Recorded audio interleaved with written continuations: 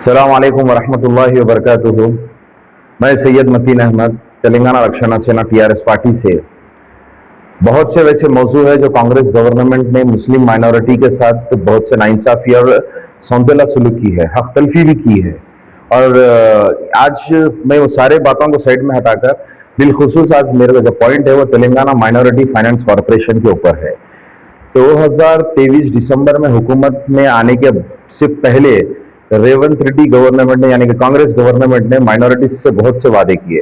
उसमें जो सबसे इंपॉर्टेंट वादा में जो याद दिलाऊं वो ये है कि उन्होंने कहा था कि माइनॉरिटी का बजट जो पास्ट बीआरएस गवर्नमेंट में था उसको बढ़ाकर 4000 करोड़ करेंगे, जबकि वो बजट 4000 करोड़ से में जो है ना 2024-25 का जो बजट था वो 3003 करोड़ था, यानी कि वहां पर भी धोखा। फिर 2025-26 का बजट 2591 करोड़ था, ठीक है। पलट के 2026-27 का बजट 3769 करोड़ था, यानी कि ये 3 साल गुजरे हुए 3 साल के जो बजट थे उस बजट में कहीं पर भी उन्होंने वादा किया तो 4000 करोड़ का बजट नहीं दिए। यहां पर ये हो गया है। इन माइनॉरिटी वेलफेयर स्कीम्स में एक स्कीम थी मुस्लिम माइनॉरिटी नौजवानों के लिए, यूथ के लिए खासतौर पर सेल्फ एम्प्लॉयमेंट और एंटरप्रेन्योरशिप का था। उसके तहत मैं एक पेपर पढ़ रहा था तो उससे नजर से गुजरी है, ये वो पेपर है का कटिंग है, ये पेपर की कटिंग है। उस पेपर की कटिंग के तहत उसमें साफ ये लिखा गया है कि माइनॉरिटी फाइनेंस कॉरपोरेशन के 2 बरस में 1360 करोड़ रुपए अलोकेट हुए, जिसमें सिर्फ 75 करोड़ रुपए अब तक जारी किए गए, सैंक्शन हुए। और सबसे ताज्जुब की और सितमगरी की बात यह है, जो जुल्म की बात यह है, 1360 अलोकेट हुए, उसमें से 75 करोड़ रुपए सैंक्शन हुए और खर्चा सिर्फ और सिर्फ 6.5 करोड़ रुपए हुए।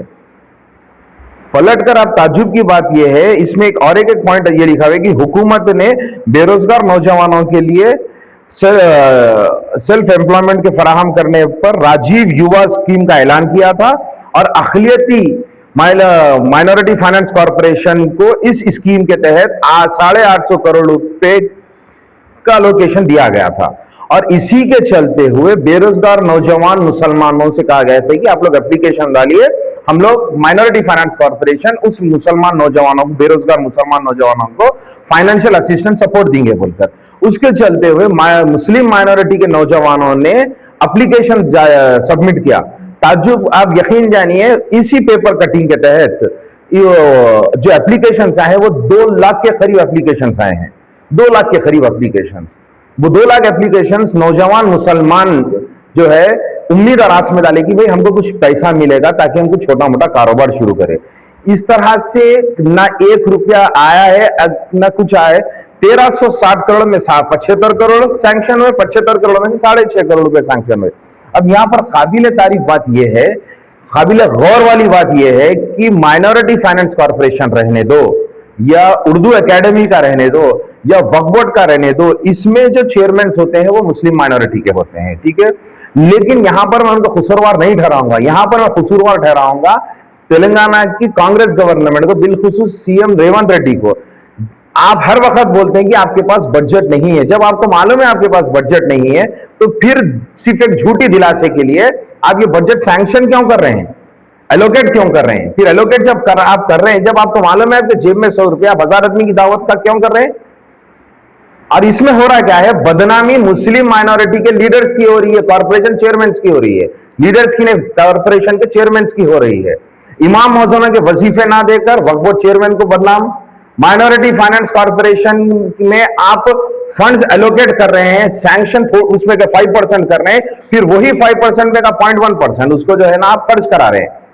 और एक सबसे बड़ी बात जो जुल्म वाली बात है, जो सबसे बड़ी झूठ कहा गया था, जो बीआरएस गवर्नमेंट में भी कहा गया था कि सब प्लान लेंगे।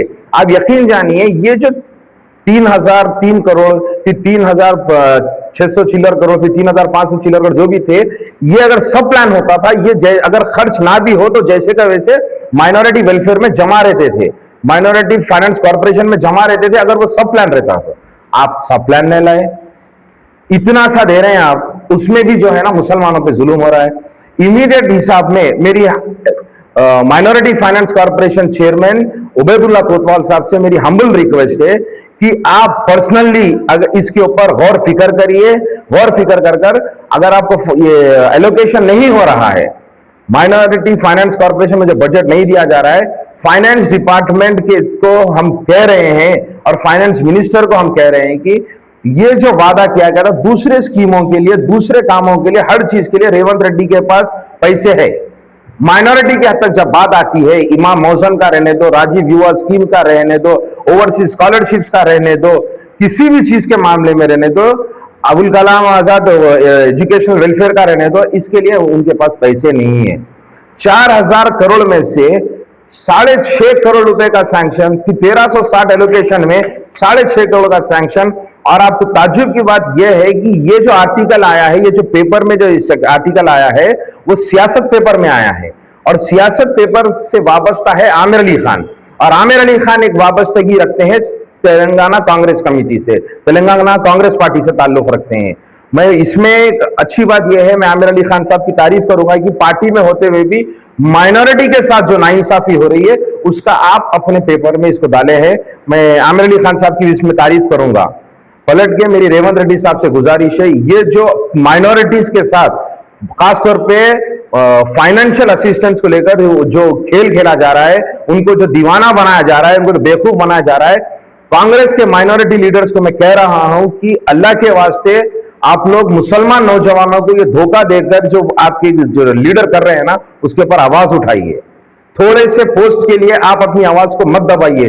खासतौर पे वो मुस्लिम माइनॉरिटी लीडर्स जो है ना कांग्रेस पार्टी में आकर अपने आप को जो है ना सीएम रेवंत रेड्डी के खास बताकर सिर्फ और सिर्फ दूसरों को दबा रहे हैं। अल्लाह के आप कुछ जो करना है इंटरनली पार्टी में आप कर लीजिए, एटलीस्ट मुसलमान नौजवानों के लिए तो कुछ करिए, मुसलमान नौजवानों के लिए कुछ करिए, मुस्लिम माइनॉरिटी को इतना लाइट मत लीजिए। मैं फिर से यही गुजारिश कर रहा हूं कि जो बजट सैंक्शन हो रहा है, जो बजट एलोकेट हो रहा है, उसको पूरी तरीके से इस्तेमाल करिए और इमीडिएटली सब प्लान के ऊपर वर्कआउट कर वो पैसे को बचा कर रखिए। बहुत बहुत शुक्रिया। अस्सलाम वालेकुम।